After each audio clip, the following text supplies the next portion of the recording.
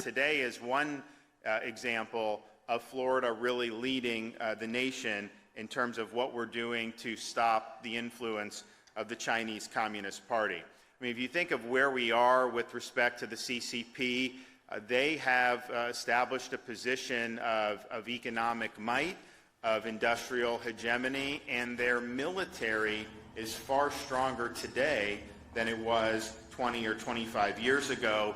They have a leader who's very ideological and is intent on expanding CCP influence, not just in their region, but even around the globe. Part of the reason we're in this predicament is because elites in our own country for a generation have sought short-term profits over long-term U.S. interests.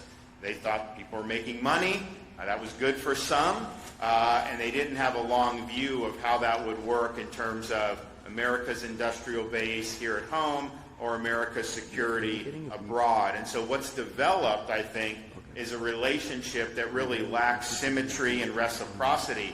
China does not do trade with us. China dumps products here, and it's very difficult for our businesses to be able to access their market. That's completely at the whim of the CCP. So you really have an unfair trading relationship. They do dump products, they take our copyrights, and they take our patents, and yet a lot of people have not done very much about it who've been in positions of authority to do so. So you see that, you see the imbalance, and you also see their ambitions here in the United States.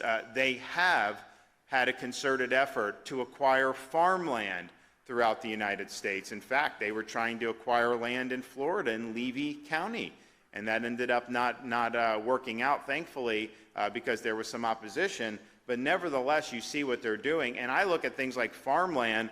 It's important for community, it's important for business and jobs and the economy, but our food security is also national security.